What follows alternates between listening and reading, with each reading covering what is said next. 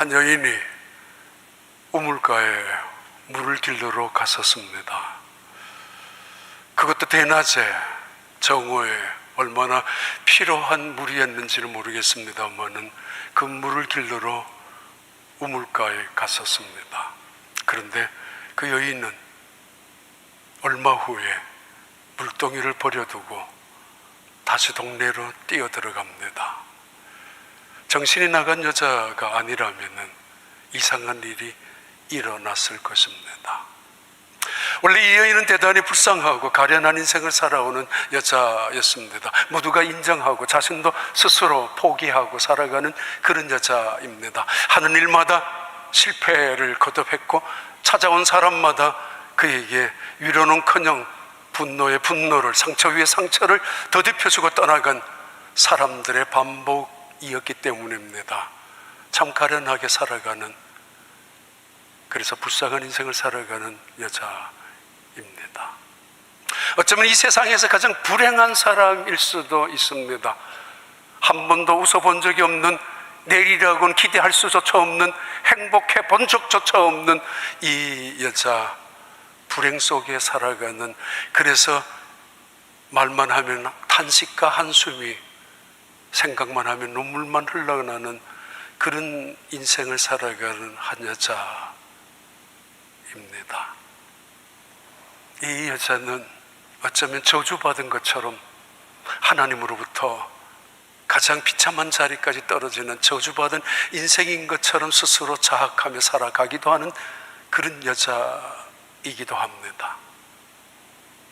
밤이면은 술에 의지해서 잠을 청해보기도 하고 취해보기도 하지만은 깨어나면은 영락없이 자신의 모습입니다. 잠을 자기 위해서 수면제를 먹어보기도 하지만은 깨어나면은 어쩔 수 없이 피할 수 없는 자신의 인생과 마주하게 됩니다. 그날도 약을 먹었는지 술에 취했는지 피곤해 지쳤는지 남들이 결코 갈 수 없는 12시 정오 시간에 그는 물을 기르기 위하여 정오에 물동이를 들고 갔었습니다. 그 여자가 물동이를 버려둔 채로 동네로 뛰어 들어갔습니다. 왜? 그 동네는 이 여인을 마치 유령인간처럼, 귀신처럼, 많이 투명인간처럼 생각하고 멸시하고 경멸을 쏟아붓는 동네 사람들이 사는 그 동네입니다. 아니, 그 사람들이란 그 가벼운 입은 언제나 이 여인에게 상처를 주었고 사나운 입으로 물어뜯기도 했었고 칼날 같은 혀로 칼처럼 송곳처럼 그 가슴을 후벼 파는 사람들이 살고 있는 그 도성 안으로 뛰어 들어갔습니다. 왜? 무슨 일이 있었습니까? 그 여인은 이렇게 동네에 들어가서 증언합니다. 내가 메시아를 만났습니다. 내가 살아온 인생의 모든 과거를 속속들이 알고 있는 그분 스스로도 자기가 메시아라고 인정했었던 그분을 내가 만났습니다. 그리고는 동네에서 이 사람 저 사람에게 고백하며 간증하기 시작했습니다. 내가 메시아를 만났다고. 수십 년 예수님을 믿고 수십 년 봉사하고 수십 년 직책을 가졌는 게 중요한 게 아닙니다. 다시 계속합니다. 여러분, 예수님 믿습니까? 예수님 믿느냐고요? 아니면 구원받았습니까?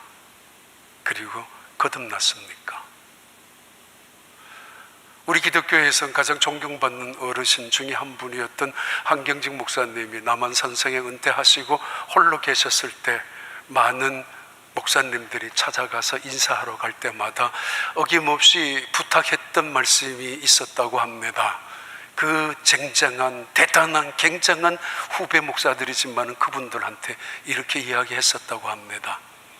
목사님, 예수 잘 믿으세요. 예수 잘 믿으세요, 목사님. 그래요. 당신은 예수님을 믿습니까? 구원받았습니까? 그리고 거듭났습니까? 증거는 무엇입니까?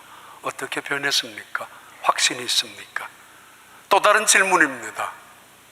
당신은 거듭났습니까? 아니, 또 다른 질문을 우리에게 하고 있습니다. 당신은 예수를 만났습니까? 나는 하나님을 만났다고, 인격적인 하나님을 나는 만났다고 그렇게 고백하고 간증하는 분도 계시고, 어느 날 나는 예수 그리스도를 만났다라고 기쁨으로 찬양하며 하나님께 영광을 돌리는 사람들도 있습니다. 한 여인, 불쌍하게 살아간 여인, 불행하게 살아간 여인, 아니 저주스러운 인생을 살아간 이 여인이 물동이를 버려둔 채 동네를 뛰어들어가서 고백하고 증언하고 선포합니다. 내가 예수를 만났다고, 메시아를 만났다라고. 도대체 무엇이 그렇게 간증하게 하고 고백하게 하고 증언이 나타나도록 하고 있습니까? 자신의 부끄러움과 수치는 아랑곳하지 아니하고, 아니 자존심 따위 같이, 아니 그들은 원수이기도 한 사람들이었지만은 아무 상관없이 내가 메시아를 만났다고 말입니다. 여러분, 예수님을 만났습니까? 어떻게 만났습니까? 수가성의 여인은 2000년 전에 그 예수님이 이 세상에 오셨을 때 그분을 만났지만 2000년이 지난 오늘 우리는 어떻게 그 예수님을 만날 수 있단 말입니까?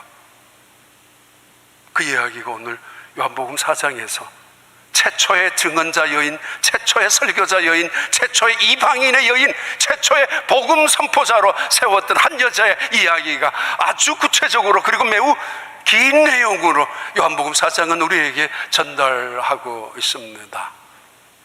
소설 같은 내용을 보면은 플롯이 있습니다. 보통 4가지의 플롯이 있었죠. 발단, 전개, 위기, 절정, 그리고 대단원으로 오늘 3가지로 압축해서 말씀을 드리려고 합니다. 발단과 전개의 첫 번째 단계와 두 번째 단계는 위기, 갈등의 심화, 그리고 세 번째는 절정, 그 문제의 해결과 대단원의 결말의 이야기가 요한복음 4장에 나타나고 있는 내용입니다. 요한복음 4장 6절에 8절까지의 말씀은 발단을 우리에게 보여주고 전개를 어떻게 하고 있는가를 우리에게 소개하고 있습니다. 거기 또 야곱의 우물이 있더라. 예수께서 길 가시다가 피곤하여 우물 곁에 그대로 앉으시니 때가 6시쯤 되었더라. 사마리아 여자 한 사람이 물을 기르러 왔음에 예수께서 물을 좀 달라 하시니 이는 제자들이 먹을 것을 사러 그 동네에 들어갔음이로라. 100%의 하나님이셨던 예수님, 그리고 동시에 100%의 완벽한 인간으로 오셨던 예수님, 이런 존재는 예수님 외에는 없습니다. 2000년 전에 나사렛 동네에 사셨다가 갈릴리에서 사역하시다가 떠나가셨던 예수님 외에는 결코 있을 수도 없는 존재입니다. 그는 트루맨, 그리고 트루가드, 휴먼 빙, 그리고 디바인 빙이다라는 완벽한 신성과 인성을 지니고 있는 그분 예수님이십니다. 신학적으로 이해할 수도 없는 선언이지만은 우리는 그 예수님을 신으로, 그리고 하나님의 아들로, 또한 인간으로 믿고 있습니다. 인성을 지니셨던 예수님은 피곤하셨고, 그리고 시장하셨기에, 아니 대낮에 여정을 걸어가시다가 목까지 마르셨던 예수님은 제자들을 시내로 먹을 것을 구하러 보내신 후에 우물가에 걸터 앉아 계셨습니다. 아마 여정에 피곤하셨을 거라고 봐요. 더더구나 대낮에 목마름이 있었을 거라고 봅니다. 지중해는 먼지가, 모래바람이 많이 흩날리기 때문에 조금 높은 담벼락처럼, 울타리처럼 우물을 올려놓기도 하고, 어떤 곳에는 정사각형으로, 어떤 곳에는 그 우물을 도넛형으로 만들어 놓습니다. 그 자리 위에 아마 피곤해 지치셨던 예수님이 앉아 계셨습니다. 한 여인이 나타납니다. 일부러 아무도 없는 사나운 가벼운 칼 같은 혀와 입과 입술을 가진 사람들을 피하고 싶었던 한 여인, 그 여인도 마찬가지죠.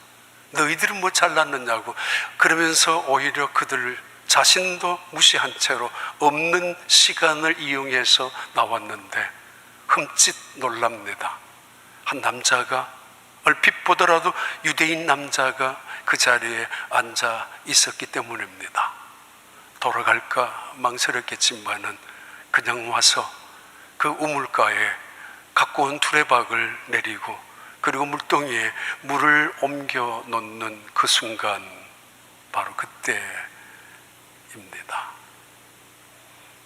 걸터 앉았던 예수님께서 그 여인에게 물 좀 달라고 말씀하셨습니다. 말을 건네기 시작하는 접촉점이고, 그리고 예수님께서 그를 향하여 찾아오셨던 목적, 아니 그 자리에 계셨던 목적이기도 합니다. 물이 필요하셨던, 목이 마르셨던 예수님.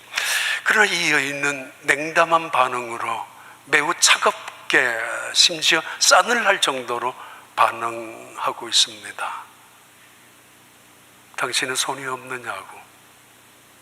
당신이 불편한 일은 나도 불편하고, 당신이 싫은 일은 나도 싫은 것이라고. 친절이란 내가 싫은 일을 다른 사람에게 시키지 않는 거잖아요. 사랑이란 내가 손해보면서도 기꺼이 상대방이 기뻐하는 것을 바라보는 게 사랑 아닙니까?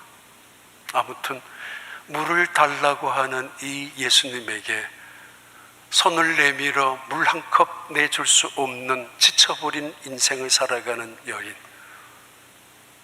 걸어가는 인생의 여정 속에서 목말라 하고 있는, 그냥 물 한 컵 내어주면 되는 일인데 손해볼 것도 없고 다른 데 가서 가지고 올 필요도 없는 그 일이지만은 그것마저도 짜증낼 수밖에 없는 그런 인생을 살아가는 여유조차 없는, 그리고 냉소적인 사람, 이 여자가 이렇게 대답하고 대꾸합니다. 내가 보니까 당신은 유대인 남자인데 어떻게 내한테 물을 달라고 하느냐고. 유대인들은 지금 사마리아 사람들을 사실은 찌꺼기 인생을 살아가는 인생으로 멸시하고 경멸하고, 그리고 그들이 차지해야 될 마땅한 가나안 땅을 그들 사마리아 사람들이 차지하고 있는 것에 대한 시기와 분노심에 의해서 그들을 훨씬 더 경멸에 가까운 저주를 하고 있는 유대인들, 그걸 뻔히 알고 있는 사마리아 이 여자가 이렇게 보복하고 이렇게 그를 향하여 대쏘고 내뱉고 있습니다. 당신들이 그렇게 잘났다면서 당신들 내한테 왜 무슨 수작을 거느냐고 보복하고 있죠. 내심 통쾌하게 그 남자를 향해 쏘아붙이고 있습니다. 당신 내한테 헛수고하지 말라고. 가끔은 전화 한 번 안 오던 사람들이 전화 올 때가 있죠. 가슴 철렁 내려앉죠. 뭘 도와달라고 할까봐. 한 번도 지나가도 인사도 제대로 안 하는 사람이 어느 날 찾아와서 손을 내민 적이 있죠. 좀 이것 좀 빌려달라고. 아니 내가 힘들고 어렵다라고. 아니 평생 인사조차도 안 하던 사람이, 평생 좋은 일이면 한 번 전화조차 안 하던 사람이 뭐야 이때 보복하는 심리로 없다고 할 때도 있죠. 이 여인은 그런 심리처럼 내뱉고 있습니다. 보복하듯이. 당신은 유대인으로서 어떻게 내한테 물을 달라고 하느냐고. 당신이 물을 달라고 하는 내 손 부정한 손이고, 내 손에 들고 있는 두레박 너희들이 가장 부정하다고 말하고 있는 거 아니냐라고. 그런데 어찌 이런 수작을, 이런 말을 하고 있느냐라고. 거짓말, 허세, 너희들이 갖고 있는 거 다 종교적인 가면 아니냐라는 말투이기도 합니다. 그런 여인을 향하여 예수님께서 전개를 포기하지 아니하시고 말씀을 전개하십니다. 이 정도쯤 짝수가 틀렸다고, 돌아가자고 말하는 투를 보니까 이 여자 그냥 둬버리라고, 지멋대로 살아온 인생. 그럴 수도 있지만은 예수님께서는 다시 그 여인을 향하여 말합니다. 만약에 너가 하나님의 선물과 너에게 물을 달라고 하는 이가 내가 누구인 줄 알았다면 너가 나한테 물을 달라고 했을 것이라고. 그 말이 솔깃할 수도 있지만은 흔히 들어온 이 여인 앞에 지나갔던 수많은 사람들이 허세와 허풍과 과시하면서 떠들었던 말 중에 하나이기도 합니다. 옛날에 다방에 들어가면 남자들 마담을 붙잡고 말하죠. 마담, 이번 일만 성공하면 다이아는 뭐 그러면서 뭐 이 옛날 영화에 보면 그런 허세를 또는 허풍을, 전화를 들고 마치 대통령이 자기 친구인 것처럼, 무슨 장관이 자기가 동생인 것처럼 행세하듯이 큰 소리로 떠드는, 허풍하는, 과시하는 사람들, 수없이 지나갔었던 사람들 기억했을 것입니다. 그리고 나는 당신 손에 물 한 방울 묻히지 않을 거라고, 당신 눈에 눈물 흘리지 않게 할 거라고, 평생 내 목숨을 걸고 행복하게 지켜줄 거라고 떠들었던 수많은 남자들도 기억이 났을 것입니다. 그러나 그 앞을 지나갔던 사람들 모두가 사기꾼이었고, 어떤 사람은 남 몰래 은밀하게 도둑질 해가는가 하면 어떤 남자는 보란듯이 강도처럼 뺏어가고 탈취해간 사람들이었습니다. 그런데 예수님께서 말씀합니다. 내가 누구인지를 알았다면 하나님의 선물, 하나님의 선물.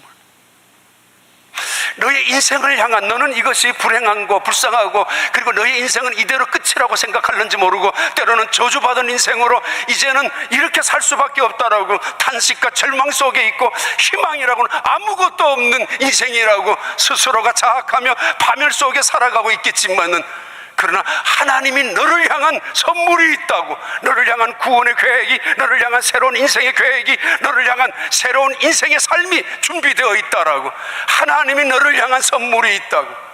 원래 하나님은 우리를 향한 모든 생각은 재앙이 아니라 우리를 향한 생각은 평안이라는 하나님의 선물이 있다라는 것을 알려주고, 그리고 그 하나님의 선물은 바로 나라고, 예수 그리스도로 통한 구원, 예수 그리스도로 통한 구원, 은혜, 사랑, 용서, 그 예수 그리스도 안에서 얻을 수 있는 영생, 그 놀라운 이 세상에 누구도 줄 수 없는 선물을 예수님께서 언급하고 계십니다. 살아가면서 불행한 사람들, 한 사람에게 속았다고 온 세상 사람들 다 사기꾼으로 바라보면 인생 그렇게 살 수밖에 없죠. 교회 가서 실망하고 교인들한테 상처받은 사람들, 다시는 교회 안 간다고 하는 사람들, 어려운 상처가 되겠지만은 그 고집은 무서운 고집일 수도 있습니다. 내가 보고 있는 것이 전부는 아닐 수도 있기 때문입니다. 만약에 너가 조금만 태도를 낮추고 조금만 겸손하고 조금만 마음을 열고 조금만 더 나에게 귀를 기울인다면 하나님이 너를 향한 선물, 하나님이 너를 향한 새로운 계획, 구원의 일들이 있는데 걷어차지 말라고, 너의 오기로, 너의 객기로, 너의 고집 따위로 너 인생을 너 스스로가 파멸로 만들지 말라라고, 그런 말씀의 의미입니다.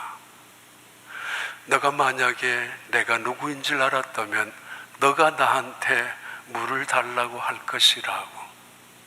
봐요, 9절부터 10절까지의 말씀인데요, 계속된 말씀입니다. 사마리아 여자가 이르되 당신은 유대인으로서 어찌하여 사마리아 여자인 나에게 물을 달라 하나이까 하니, 이는 유대인이 사마리아인과 상종하지 아니함이로라. 예수께서 대답하여 이르시되 내가 만일 하나님의 선물과 또 내게 물 좀 달라 하는 이가 누구인 줄 알았더라면 내가 그에게 구하였을 것이요 그가 생수를 내게 주었으리라.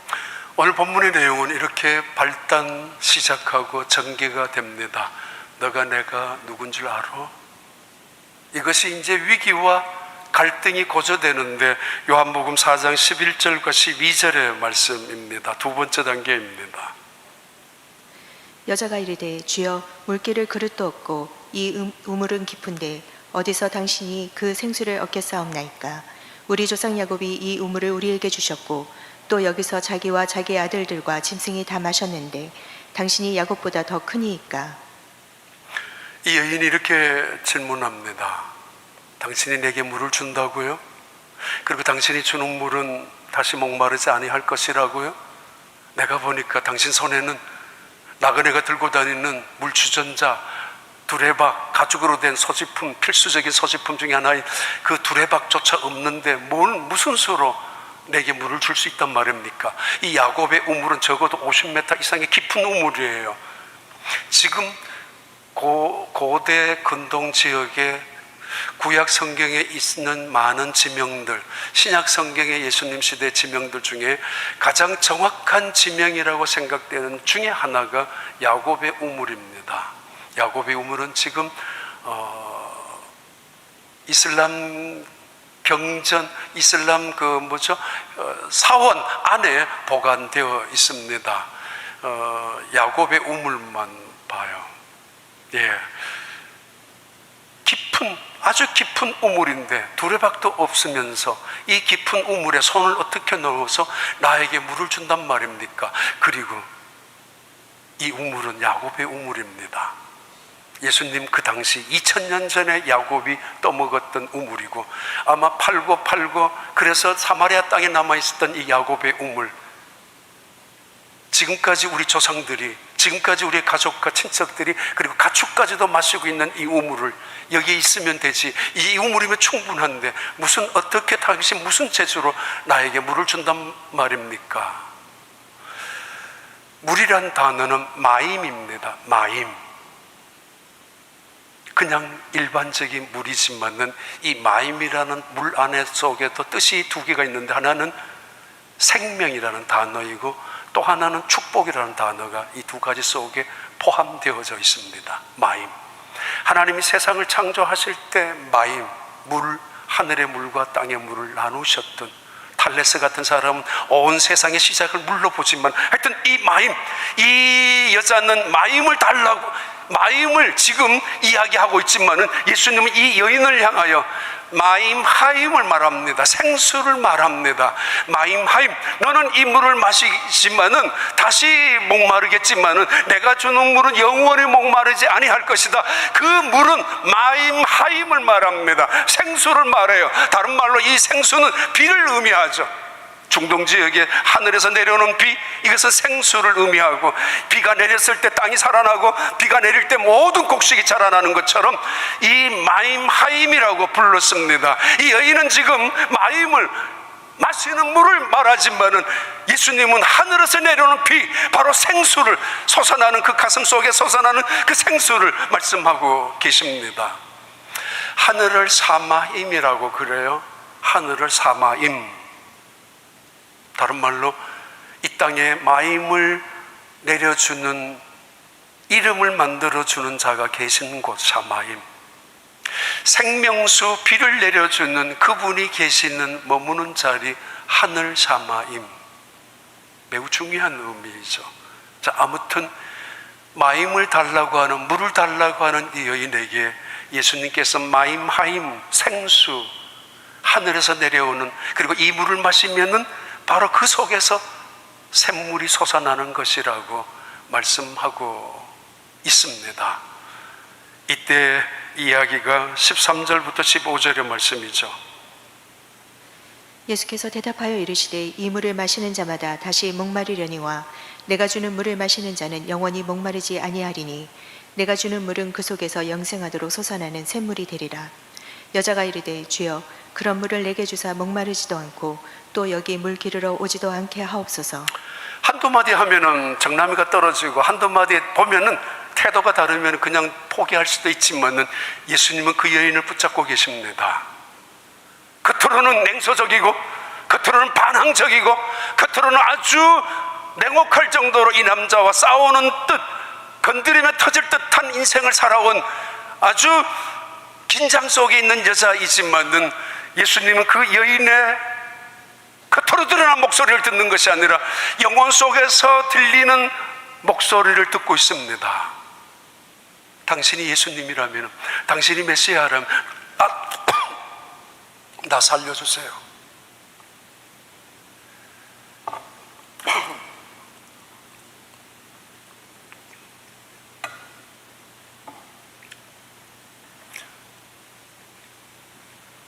겉으로는 멀쩡하게, 아니 겉으로는 냉소적으로 말을 쏟아내고 있지만은 속에는 부르짖고 있습니다. 살려주세요. 살려주세요. 도와주세요. 도와주세요. 내 인생 이렇게 살고 싶지 않습니다. 밤마다 술에 의지하고 수면제에 의지하고 살고 싶지 않고, 이 인생을 살아가면서 이 남자 저 남자에게 괴롭힘을 당하고 상처받지 않고, 이제는 그렇게 살고 싶지 않습니다. 이제 나도 사람답게 살고 싶고, 이제는 내 영혼이 지옥 속에서 헤매는 인생, 그런 인생으로 살지 않고, 이제는 하나님의 은혜 속에 살고 싶다고. 당신이 말한 하나님의 선물이 있다면 그 선물을 내게 달라라고. 전도란 이것입니다. 전도했을 때 전도지 찢어버리고 가라고, 교회 교자도 내지 말라고, 예수 옛자도 꺼내지 말라고 하고 있지만, 속으로는 나도 구원받고 싶어요, 나도 예수를 만나고 싶어요, 당신들이 만났던 예수님을 나도 만나고 싶단 말입니다 라고 절규하는 그의 영혼의 소리를 예수님은 듣고 계셨습니다. 그래서 이 이야기는 계속 고조가 되죠. 갈등 속에 위기가 이루어지죠. 왜냐하면 그 여인이 정오의 물길로 나왔다는 암시는 요한복음을 기록한 저자 요한은 매우 그 정오라는 단어 속에 이 여인이 어떤 정체를 갖고 있는지, 어떤 내적인 아픔을 갖고 있는지를 마치 니고데모가 밤중에 예수님을 찾으러 왔던 것처럼 아주 암호처럼 그 정보를 제공해 주고 있는 중요한 단어입니다. 정오. 우리 어렸을 때만 하더라도 우물이 하나 동네마다 있었죠. 아침에 주로 길르러 갑니다. 지난 밤새 이야기들을 주고받고 안부를 묻기도 하고, 서늘할 저녁쯤에 다시 물길르러 갑니다. 거기 가서 다시 자식들의 이야기도 듣고 서로 기뻐하고 수다도 떨고 하는 곳이 우물가였었고, 그리고 그들은 아침과 저녁으로 다녔던 우물이었는데, 이 여인은 정오에 갔습니다. 밤늦게까지 잠을 자고 있었는지, 아니면은 일부러 의도적으로 정오에 나타났는지 아마 그랬을 것입니다. 사람이 싫어서, 사람이 무서워서, 사람이 귀찮아서 아무도 없는 그 시간을 일부러 찾아 물을 마셔야 되니까 정오에 나왔다고. 동시에 그 뜨거운 태양볕 아래 물을 길러야 할 수밖에 없는 그의 영혼에 지친 인생, 그의 영혼에 혼미한 인생, 그의 영혼에 괴롭힘을 당하고 있는 그 뜨거운 태양볕 아래에서 땀을 뻘뻘 흘리고, 아니 목마름이 해결되지 못하는 인생의 모습을 한 정오에 나타난 여자로 보고 있습니다. 지난주에 우들랜드 휴스턴 목회자들 모이는데 잠깐 참석을 했는데, 목사님께서 설교를 하셨는데 이렇게 하셨어요. 골프를 치러 나갔는데 골프공을 옮기는 중에 누렇더라고. 잔디가 너무 누래가지고 다시 보니까 잔디가 밑에는 빨갛게 타버렸더라고. 골프를 치던 순간에 갑자기 그런 생각이 들었대요. 그 목사님이, 미안하다 잔디야, 미안하다. 너 이렇게 뜨거운 태양볕 아래서 견디려고 타들어가고 죽어가고 있는데 나는 이 시간에 골프 치러 나왔다, 미안하다. 그러면서 끝까지 골프는 치셨대요. 우리 인생, 정오에 한 여자가 물길로 나온 그 인생, 그 여인이 얼마나 고달픈 인생을 살아가는지 보여주고 있습니다. 이때 그 여인이 말합니다. 예수님께서 마임하임, 생수를 내가 주겠다.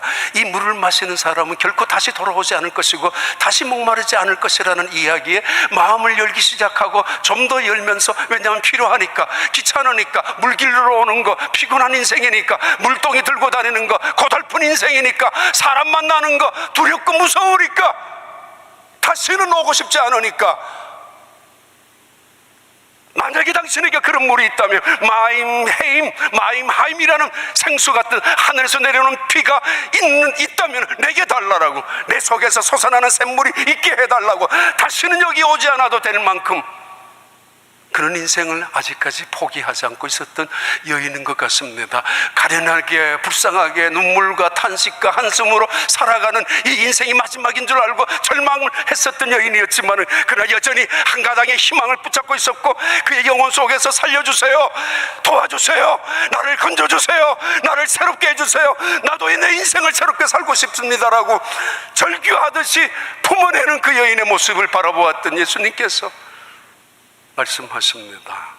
그 여인이 그 물을 내게 달라고. 그래,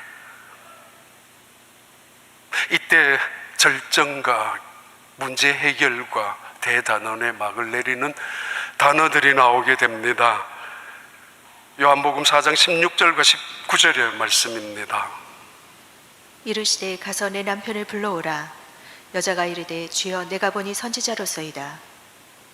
예, 그 위기와 곧 갈등 속에 가장 큰 클라이맥스가 예수님께서 그 여인을 향하여 하시는 말씀입니다. 내가 물을 줄게. 그런데 잠깐만, 네 남편 데리고 와.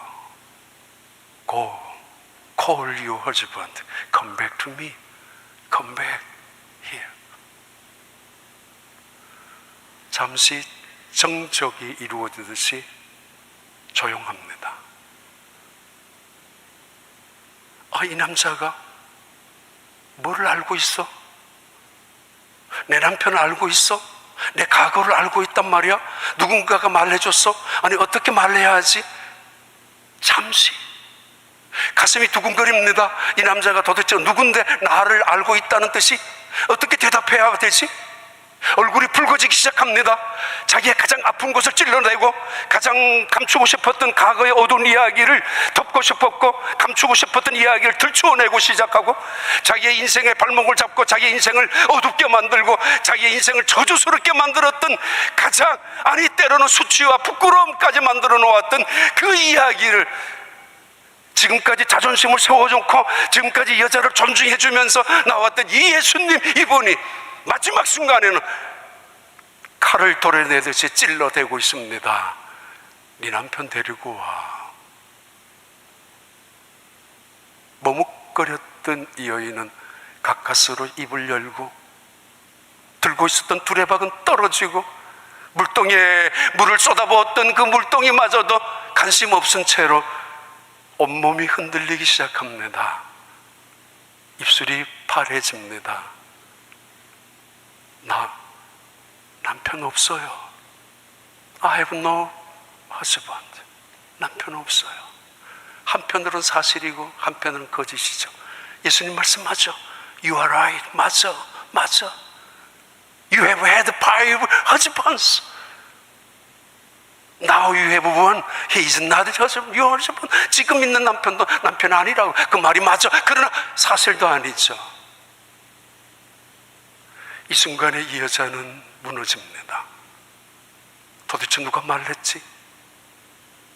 이 여자는 순식간에 파르르 떨렸던 입술을 내려놓고 무릎을 꿇듯이 그 자리에서 화제를 전환하면서 예배에 대한 이야기를 하고, 그리고 다시 이야기합니다. 나는 사실은 메시아를 기다려왔습니다. 나는 사실은 당신들이 말씀해왔던 메시아를 내가 기다려왔고, 그 메시아를 통해서 예배다운 예배를, 그리고 그 메시아를 통하여 구원을 받기를 원해왔던 여인입니다. 예수님 말씀합니다. 나야. 너가 기다려왔던 메시아가 바로 나라. 이 이야기가 요한복음 4장 25절 26절의 말씀입니다. 여자가 이르되 메시아 곧 그리스도라 하는 이가 오실 줄을 내가 아노니 그가 오시면 모든 것을 우리에게 알려주시리이다. 예수께서 이르시되 내가 말하는 내가 그라 하시니라. 바로 결정적인 순간에 이 여인은 무릎을 꿇습니다. 내가 그야. 내가 메시아라고.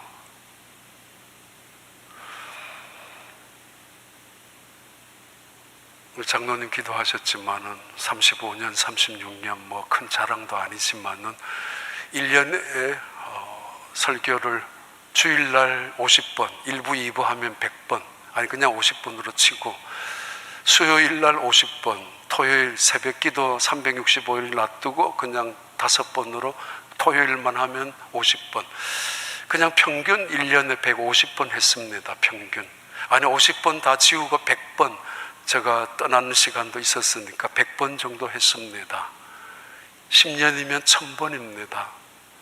30년이면 3000번 이 자리에서 다 제외하고 주일날 한 번으로도 생각하고 3000번 설교를 전달했습니다. 아니 3500번 했습니다. 예수님 만나셨습니까? 한 번도 예수님을 만난 적이 없다면 목사가 문제입니다. 뭘 증거를 했느냐? 가끔씩 그런 이야기를 들어요. 외부에 나가면은 우리 교회 출신들 다시 돌아오면은, 지난주도 그랬습니다. 어떤 분 한국 갔다 와서 우리 교회를 참 좋아하고 그리워하고 미스하고 또 예배를 좋아한다고. 너가 기다렸던 메시아가 나라고.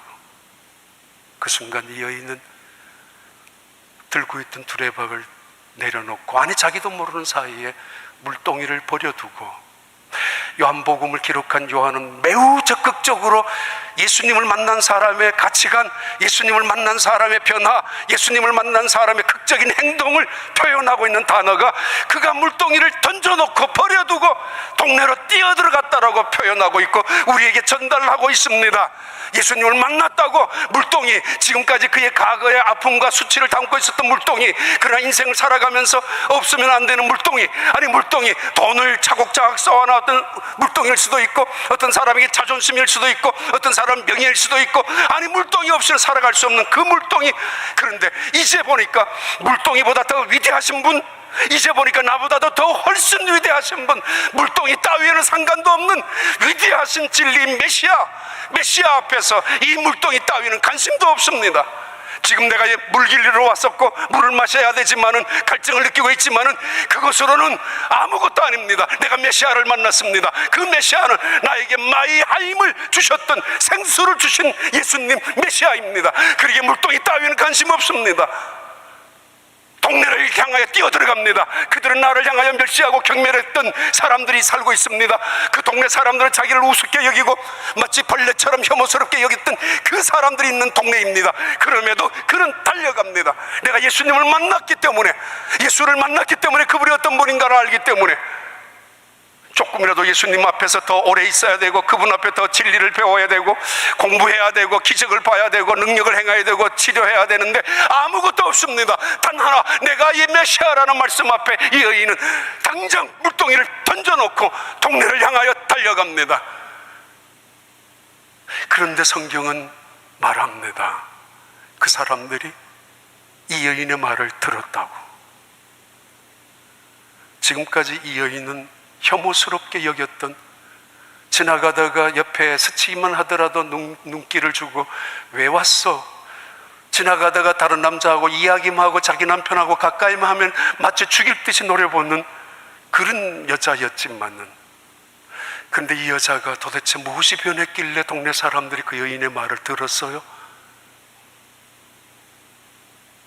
지금까지 이 여인은 한 번도 그런 말을 한 적도 없고, 지금까지 한 번도 그런 얼굴을 해본 적도 없고, 그런 말 속에 확신도 없었고, 그런 기쁨이나 행복도 없었단 말이에요. 근데 이 여인이 기뻐합니다. 이 여인의 모습이 달라집니다. 그 여인의 말이 확신이 있습니다. 그 여인이 태도가 달라졌어요.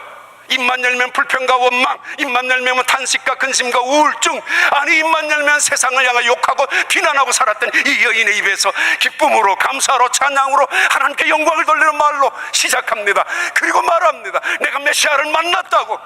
가보라고. 저 여자 거짓말이야.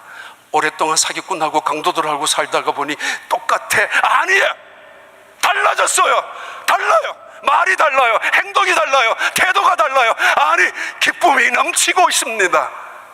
그러면서 말하지 않습니까? 내가 메시아를 만났다라고, 내가 메시아를 만났다라고 말입니다. 물동이 버려두고 동네로 달려간 한 여인의 이야기입니다. 온 동네 사람들은 그 여인을 보고 예수님이 계시는 수가성 사마리아 여자의 그 야곱의 우물 곁으로 왔습니다. 더 이상 여인의 말 중요하지 않고 예수님의 말을 듣고 예수님을 믿고 그 예수님을 그 동네 사마리아 성의 수가성 동네 사람들이 예수님을 모셔서 들어갔습니다. 그리고는 그 온 동네가 고백합니다. 이제 우리가 메시아를 만났다고. 우리가 메시아를 만났다고. 창립 43주년입니다. 예수를 만난 적이 있습니까? 어떻게 만났습니까? 물동이를 버려두고 달려가서 세상을 향하여 내게 말한 그 이 메시아를 보라고, 내 인생의 새로운 하나님의 선물을, 내 인생의 새로운 계획을, 아니 구원과 영생을 주신 메시아를 보내주신 그 하나님의 계획을 바라보라고. 나는 예수님을 만났다고, 그 메시아를 만났다고. 그분은 나의 인생의 구주이며, 그분은 내 인생의 주인이며, 그분은 내 인생의 그리스도이며, 그분은 하나님의 아들이라고.